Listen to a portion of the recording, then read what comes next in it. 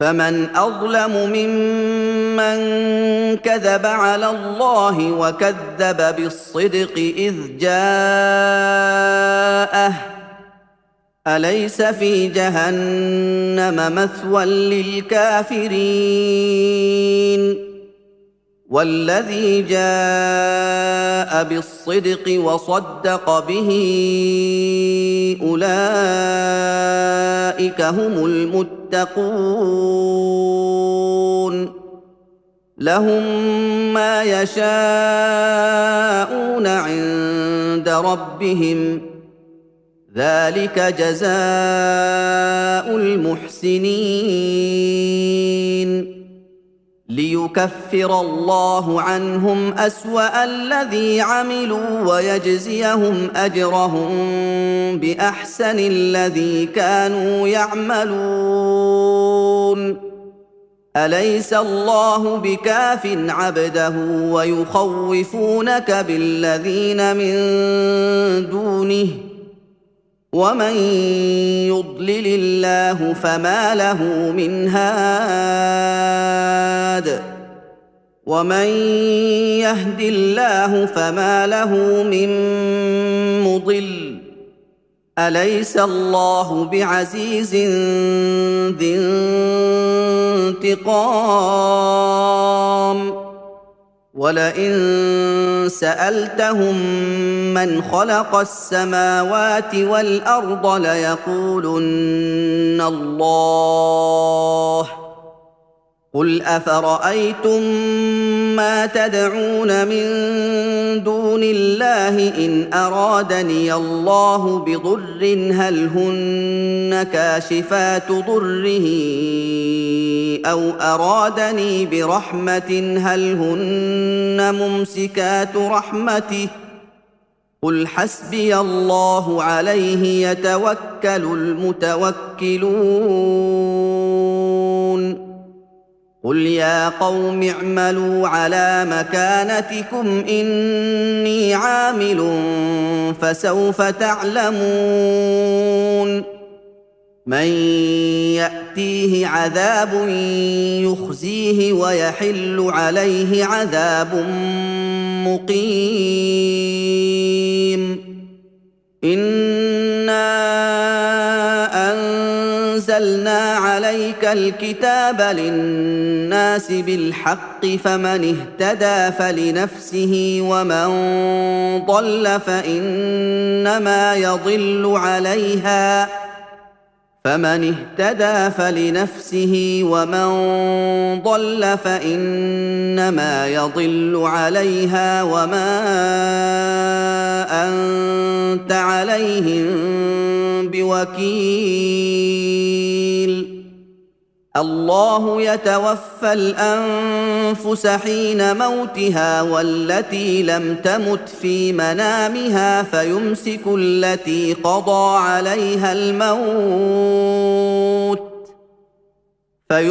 التي قضى عليها الموت ويرسل الأخرى إلى أجل مسمى إن في ذلك لآيات لقوم يتفكرون أم اتخذوا من دون الله شفعاء قل أولو كانوا لا يملكون شيئا ولا يعقلون قل لله الشفاعة جميعا له ملك السماوات والأرض ثم إليه ترجعون وإذا ذكر الله وحده اشمأزت قلوب الذين لا يؤمنون بالآخرة وإذا ذكر الذين من دونه إذا هم يستبشرون قل اللهم فاطر السماوات والارض عالم الغيب والشهاده انت تحكم بين عبادك فيما كانوا فيه يختلفون ولو ان للذين ظلموا ما في الارض جميعا ومثله معه لافتدوا به من سوء العذاب يوم القيامه وبدا لهم من الله ما لم يكونوا يحتسبون وبدا لهم سيئات ما كسبوا وحاق بهم ما كانوا به يستهزئون فاذا مس الانسان ضر دعانا ثم اذا خولناه نعمه منا قال انما اوتيته على علم بل هي فتنه ولكن اكثرهم لا يعلمون قد قالها الذين من قبلهم فما اغنى عنهم ما كانوا يكسبون فاصابهم سيئات ما كسبوا والذين ظلموا من هؤلاء سيصيبهم سيئات ما كسبوا وما هم بمعجزين اولم يعلموا ان الله يبسط الرزق لمن يشاء ويقدر ان في ذلك لايات لقوم يؤمنون قل يا عبادي الذين اسرفوا على انفسهم لا تقنطوا من رحمه الله ان الله يغفر الذنوب جميعا انه هو الغفور الرحيم وانيبوا الى ربكم واسلموا له من قبل ان ياتيكم العذاب ثم لا تنصرون واتبعوا احسن ما انزل اليكم من ربكم من قبل ان ياتيكم العذاب بغته وانتم لا تشعرون أن تقول نفس يا حسرتا على ما فرطت في جنب الله وإن كنت لمن الساخرين أو تقول لو أن الله هداني لكنت من المتقين أو تقول حين ترى العذاب لو أن لي كرة فأكون من المحسنين بلى قد جاءتك آياتي فكذبت بها واستكبرت وكنت من الكافرين ويوم القيامة ترى الذين كذبوا على الله وجوههم مسودة أليس في جهنم مثوى للمتكبرين وينجي الله الذين اتقوا بمفازتهم لا يمسهم السوء ولا هم يحزنون الله خالق كل شيء وهو على كل شيء وكيل له مقاليد السماوات والارض والذين كفروا بايات الله اولئك هم الخاسرون قل افغير الله تامروني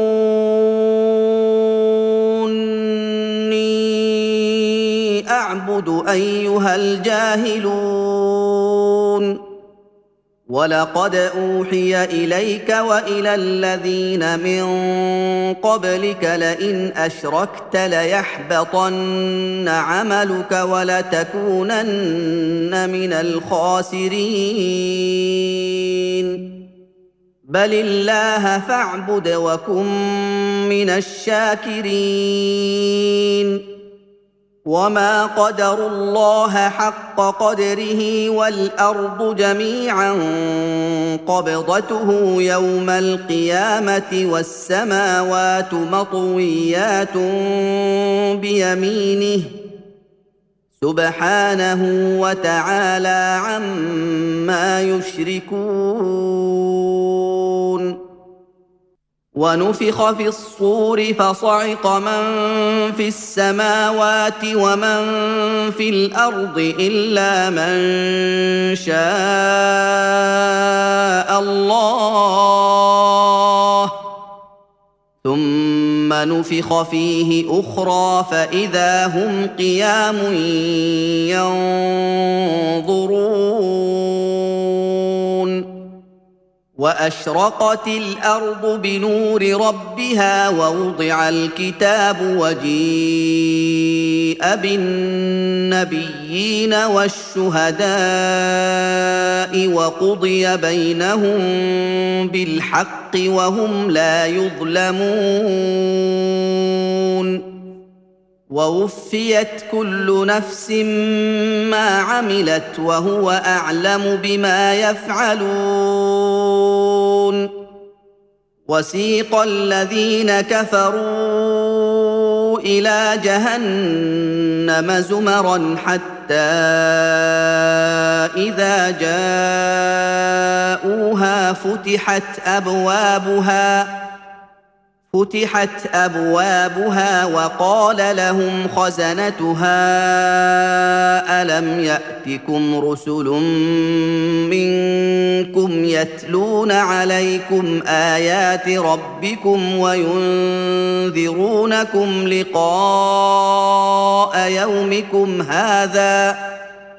قالوا بلى ولكن حقت كلمة العذاب على الكافرين قيل ادخلوا أبواب جهنم خالدين فيها فبئس مثوى المتكبرين وسيق الذين اتقوا ربهم إلى الجنة زمرا حتى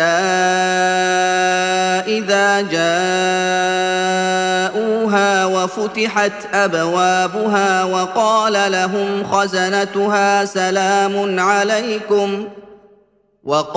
لهم خزنتها سلام عليكم طبتم فادخلوها خالدين وقالوا الحمد لله الذي صدقنا وعده وأورثنا الأرض نتبوأ من الجنة حيث نشاء فنعم أجر العاملين وترى الملائكة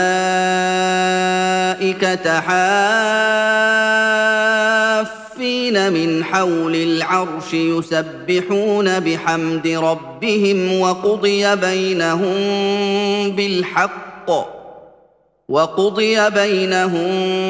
بالحق وقيل الحمد لله رب العالمين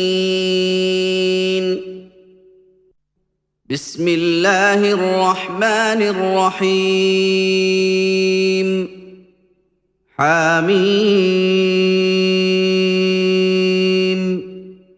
تنزيل الكتاب من الله العزيز العليم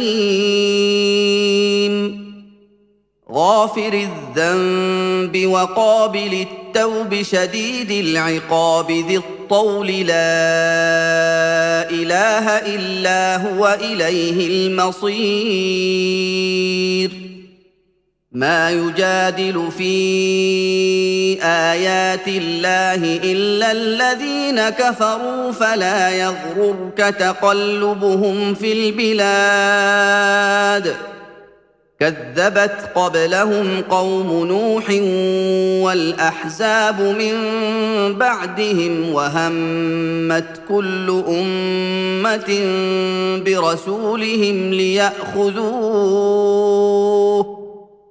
وهمت كل أمة برسولهم ليأخذوه وجادلوا بالباطل ليدحضوا به الحق فأخذتهم فكيف كان عقاب وكذلك حقت كلمة ربك على الذين كفروا أنهم أصحاب النار الذين يحملون العرش ومن حوله يسبحون بحمد ربهم ويؤمنون به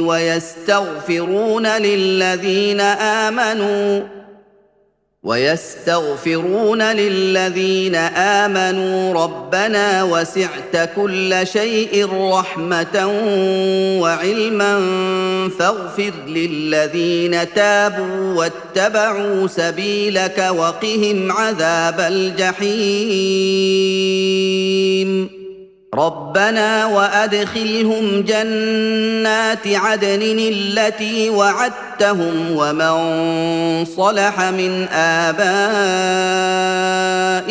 وأزواجهم وذرياتهم إنك أنت العزيز الحكيم وقهم السيئات ومن تق السيئات يومئذ فقد رحمته وذلك هو الفوز العظيم إن الذين كفروا ينادون لمقت الله أكبر من مقتكم أنفسكم إذ تدعون إلى الإيمان فتكفرون قالوا ربنا أمتنا اثنتين وأحييتنا اثنتين فاعترفنا بذنوبنا فهل إلى خروج من سبيل ذلكم بأنه إذا دعي الله وحده كفرتم وإن يشرك به تؤمنوا فالحكم لله العلي الكبير هو الذي يريكم آياته وينزل لكم من السماء رزقا وما يتذكر إلا من ينيب فادعوا الله مخلصين له الدين ولو كره الكافرون رفيع الدرجات ذو العرش يلقي الروح من أمره على من يشاء من عباده لينذر يوم التلاق يوم هم بارزون لا يخفى على الله منهم شيء لمن الملك اليوم لله الواحد القهار اليوم تجزى كل نفس بما كسبت لا ظلم اليوم إن الله سريع الحساب وأنذرهم يوم الآزفة إذ القلوب لدى الحناجر كاظمين ما للظالمين من حميم ولا شفيع يطاع يعلم خائنة الأعين وما تخفي الصدور والله يقضي بالحق والذين يدعون من دونه لا يقضون بشيء إن الله هو السميع البصير أولم يسيروا في الأرض فينظروا كيف كان عاقبة الذين كانوا من قبلهم كانوا هم أشد منهم قوة وآثارا في الأرض فأخذهم الله بذنوبهم وما كان لهم من الله من واق ذلك بأنهم كانت تأتيهم رسلهم بالبينات فكفروا فأخذهم الله إنه قوي شديد العقاب ولقد أرسلنا موسى بآياتنا وسلطان مبين إلى فرعون وهامان وقارون فقالوا ساحر كذاب فلما جاءهم بالحق من عندنا قالوا اقتلوا أبناء الذين آمنوا معه واستحيوا نساءهم وما كيد الكافرين إلا في ضلال وقال فرعون ذروني أقتل موسى وليدع ربه إني أخاف أن يبدل دينكم أو أن يظهر في الأرض الفساد وقال موسى إني عذت بربي وربكم من كل متكبر لا يؤمن بيوم الحساب وقال رجل مؤمن من آل فرعون يكتم إيمانه أتقتلون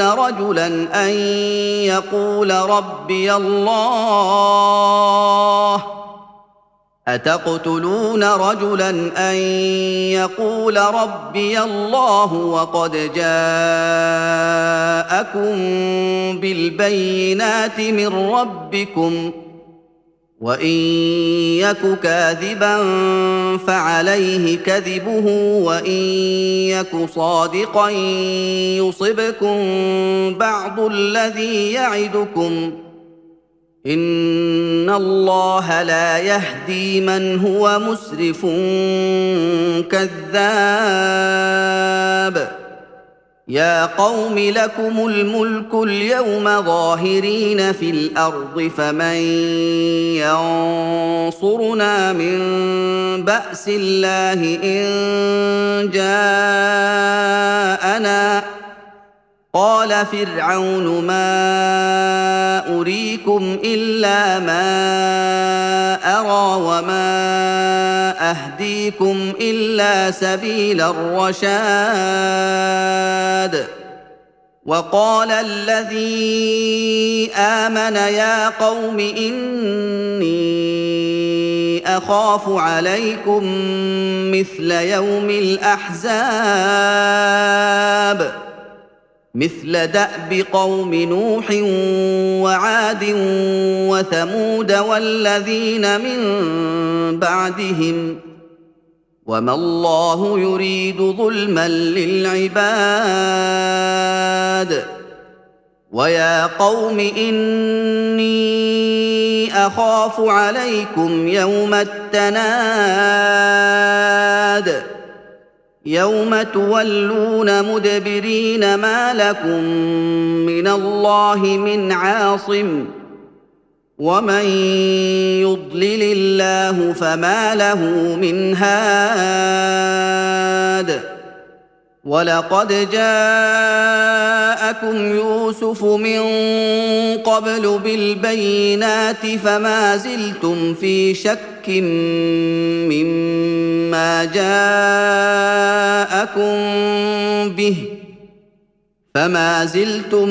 شك مما جاءكم به حتى إذا هلك قلتم لن يبعث الله من بعده رسولا كذلك يضل الله من هو مسرف مرتاب الذين يجادلون في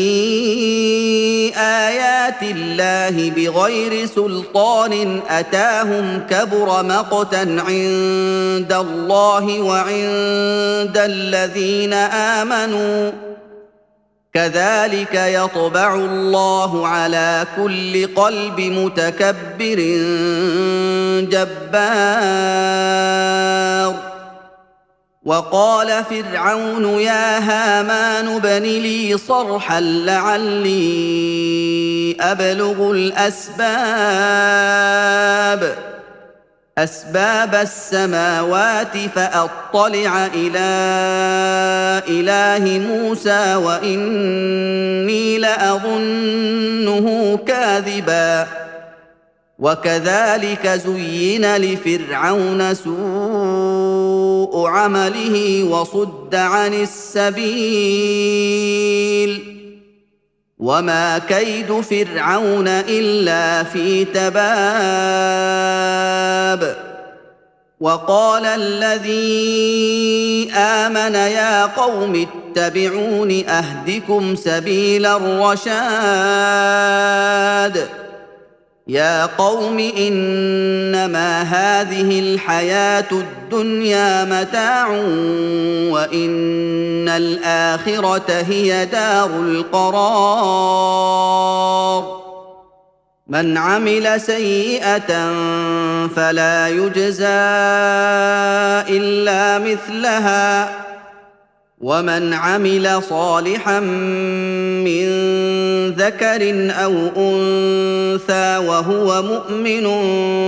فأولئك يدخلون الجنة يرزقون فيها بغير حساب ويا قوم ما لي أدعوكم إلى النجاة وتدعونني إلى النار تدعونني لأكفر بالله وأشرك به ما ليس لي به علم وأنا أدعوكم إلى العزيز الغفار لا جرم أن ما تدعونني إليه ليس له دعوة في الدنيا ولا في الآخرة وأن مردنا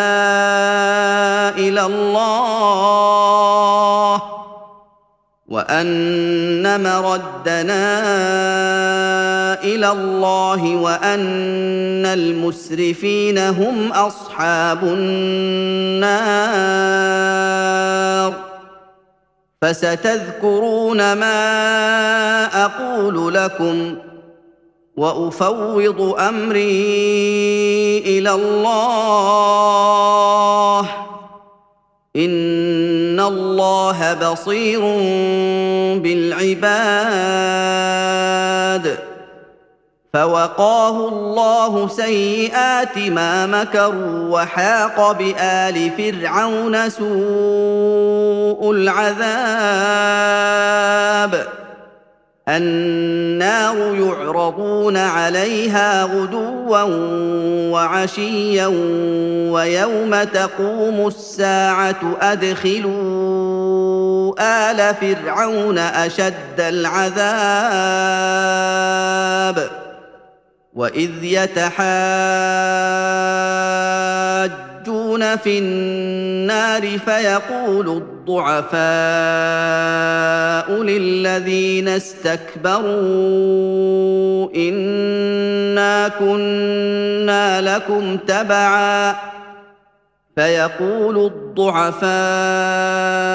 للذين استكبروا إنا كنا لكم تبعا فهل أنتم مغنون عنا نصيبا من النار قال الذين استكبروا إنا كل فيها إن الله قد حكم بين العباد وقال الذين في النار لخزنة جهنم ادعوا ربكم يخفف عنا يوما من العذاب قالوا أولم تك تأتيكم رسلكم بالبينات قالوا بلى قالوا فادعوا وما دعاء الكافرين إلا في ضلال إنا لننصر رسلنا والذين آمنوا في الحياة الدنيا ويوم يقوم الأشهاد يوم لا ينفع الظالمين معذرتهم ولهم اللعنة ولهم سوء الدار ولقد آتينا موسى الهدى وأورثنا بني إسرائيل الكتاب هدى وذكرى لأولي الألباب فاصبر إن وعد الله حق واستغفر لذنبك وسبح بحمد ربك بالعشي والإبكار إن الذين يجادلون في آيات الله بغير سلطان أتاهم إن في صدورهم إلا كبر ما هم ببالغيه فاستعذ بالله إنه هو السميع البصير لخلق السماوات والأرض أكبر من خلق الناس ولكن أكثر الناس لا يعلمون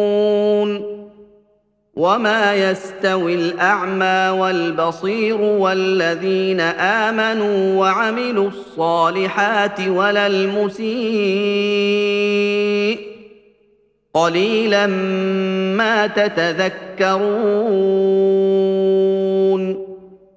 إن الساعة لآتية لا ريب فيها ولكن أكثر الناس لا يؤمنون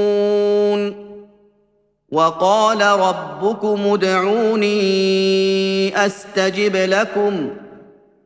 إن الذين يستكبرون عن عبادتي سيدخلون جهنم داخرين الله الذي جعل لكم الليل لتسكنوا فيه والنهار مبصراً إن الله لذو فضل على الناس ولكن أكثر الناس لا يشكرون ذلكم الله ربكم خالق كل شيء لا اله الا هو فأنى تؤفكون كذلك يؤفك الذين كانوا بآيات الله يجحدون الله الذي جعل لكم الأرض قرارا والسماء بناء وصوركم فأحسن صوركم ورزقكم من الطيبات ذلكم الله ربكم فتبارك الله رب العالمين هو الحي لا إله إلا هو فادعوه مخلصين له الدين الحمد لله رب العالمين قل إني نهيت أن أعبد الذين تدعون من دون الله لما جاءني البينات من ربي وأمرت أن أسلم لرب العالمين هو الذي خلقكم من تراب ثم من نطفة ثم من علقة ثم يخرجكم طفلا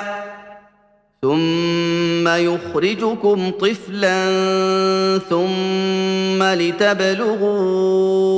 أشدكم ثم لتكونوا شيوخا ومنكم من يتوفى من قبل ولتبلغوا أجلا مسمى ولعلكم تعقلون هو الذي يحيي ويميت فإذا قضى أمرا فإنما يقول له كن فيكون ألم تر إلى الذين يجادلون في آيات الله أنى يصرفون الذين كذبوا بالكتاب وبما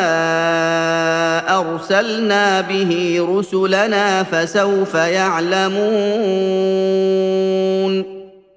إذ الأغلال في أعناقهم والسلاسل يسحبون في الحميم ثم في النار يسجرون ثم قيل لهم أين ما كنتم تشركون من دون الله قالوا ضلوا عنا بل لم نكن ندعو من قبل شيئا كذلك يضل الله الكافرين ذلكم بما كنتم تفرحون في الأرض بغير الحق وبما كنتم تمرحون ادخلوا أبواب جهنم خالدين فيها فبئس مثوى المتكبرين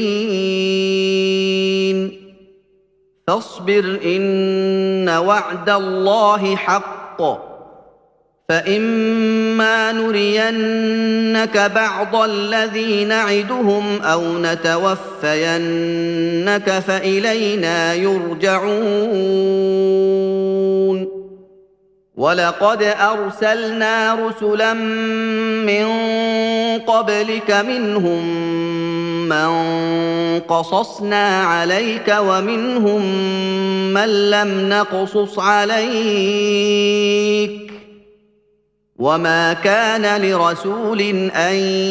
ياتي بايه الا باذن الله فاذا جاء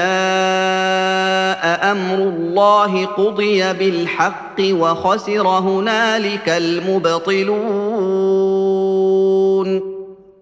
الله الذي جعل لكم الانعام لتركبوا منها ومنها تاكلون ولكم فيها منافع ولتبلغوا عليها حاجه في صدوركم وعليها وعلى الفلك تحملون ويريكم اياته فاي ايات الله تنكرون افلم يسيروا في الارض فينظروا كيف كان عاقبه الذين من قبلهم كانوا اكثر منهم واشد قوه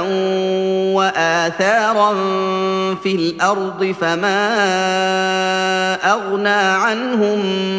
ما كانوا يكسبون فلما جاءتهم رسلهم بالبينات فرحوا بما عندهم من العلم وحاق بهم ما كانوا به يستهزئون فلما راوا باسنا قالوا امنا بالله وحده وكفرنا بما كنا به مشركين فلم يك ينفعهم ايمانهم لما راوا باسنا سنه الله التي قد خلت في عباده وخسر هنالك الكافرون بسم الله الرحمن الرحيم حميم تنزيل من الرحمن الرحيم كتاب فصلت اياته قرانا عربيا لقوم يعلمون بشيرا ونذيرا فاعرض اكثرهم فهم لا يسمعون وقالوا قلوبنا في اكنه مما تدعونا اليه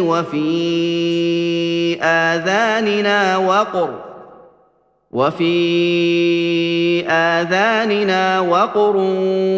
ومن بيننا وبينك حجاب فاعمل إننا عاملون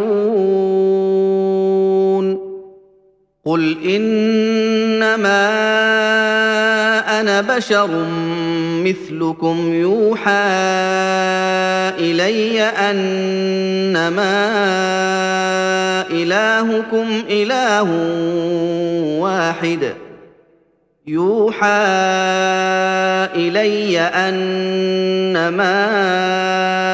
إلهكم إله واحد فاستقيموا إليه واستغفروه وويل للمشركين الذين لا يؤتون الزكاه وهم بالاخره هم كافرون ان الذين امنوا وعملوا الصالحات لهم اجر غير ممنون قل أئنكم لتكفرون بالذي خلق الأرض في يومين وتجعلون له أندادا ذلك رب العالمين. وجعل فيها رواسي من فوقها وبارك فيها وقدر فيها أقواتها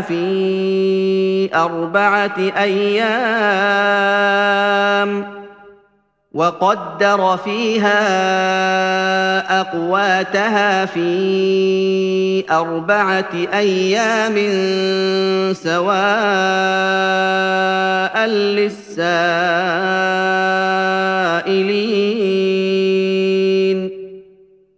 ثم استوى إلى السماء وهي دخان فقال لها وللأرض ائتيا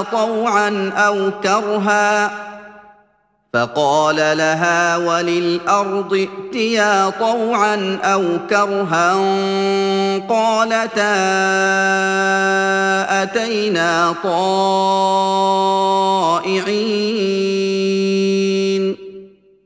فقضاهن 7 سماوات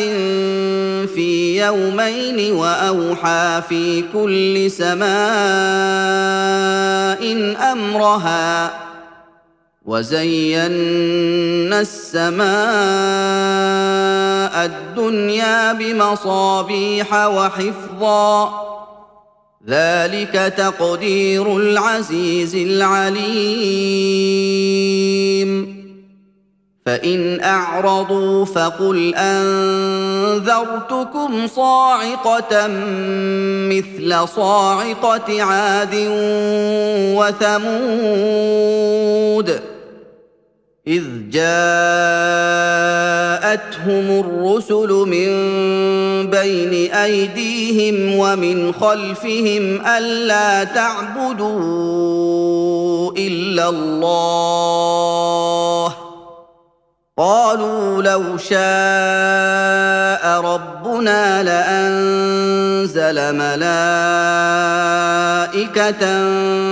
فإنا بما أرسلتم به كافرون. فأما عاد فاستكبروا في الأرض بغير الحق وقالوا من أشد منا قوة أولم يروا أن الله الذي خلقهم هو أشد منهم قوة وكانوا بآياتنا يجحدون. فأرسلنا عليهم ريحا صرصرا في أيام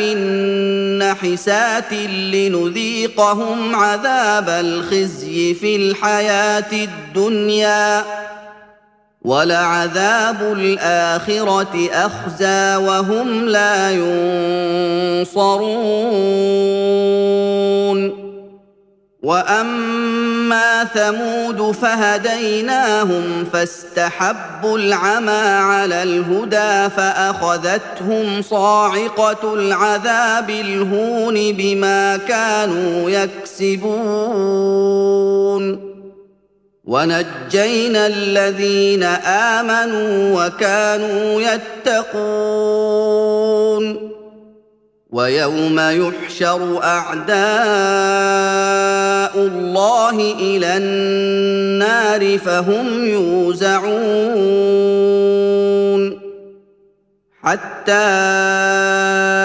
إذا ما جاءوها شهد عليهم سمعهم وأبصارهم وجلودهم بما كانوا يعملون. وقالوا لجلودهم لم شهدتم علينا قالوا أنطقنا الله الذي أنطق كل شيء وهو خلقكم أول مرة وهو خلقكم أول مرة وإليه ترجعون وما كنتم تستترون أن يشهد عليكم سمعكم ولا أبصاركم ولا جلودكم ولكن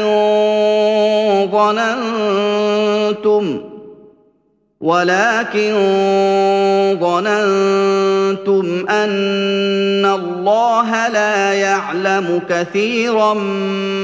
مما تعملون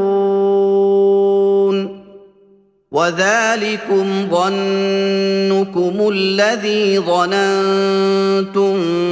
بربكم أرداكم فأصبحتم من الخاسرين فإن يصبروا فالنار مثوى لهم وإن يستعتبوا فما هم من المعتبين وقيضنا لهم قرناء فزينوا لهم ما بين أيديهم وما خلفهم وحق عليهم القول في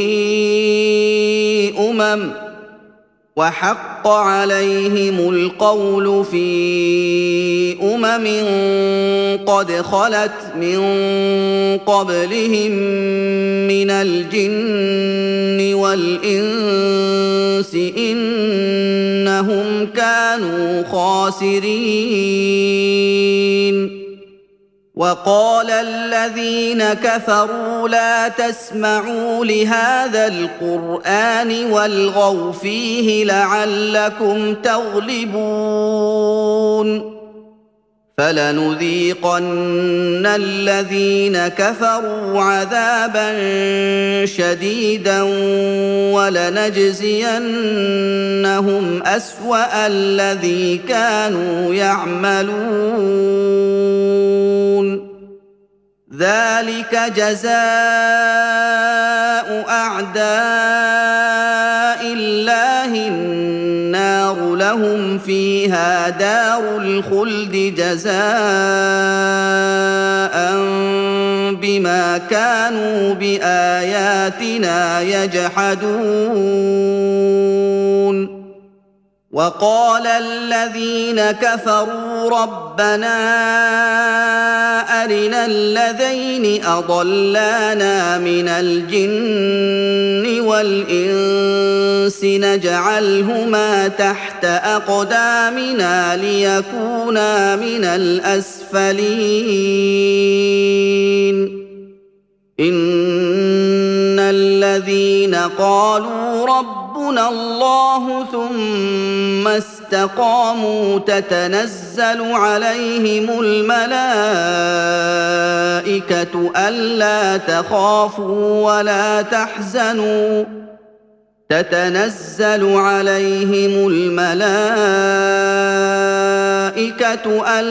تخافوا ولا تحزنوا وأبشروا بالجنة التي كنتم توعدون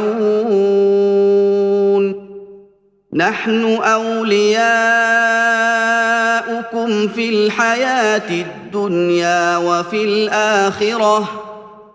ولكم فيها ما تشتهي أنفسكم ولكم فيها ما تدعون نزلا من غفور رحيم ومن أحسن قولا ممن دعا إلى الله وعمل صالحا وقال إنني من المسلمين ولا تستوي الحسنة ولا السيئة ادفع بالتي هي احسن فاذا الذي بينك وبينه عداوه كانه ولي حميم وما يلقاها الا الذين صبروا وما يلقاها الا ذو حظ عظيم واما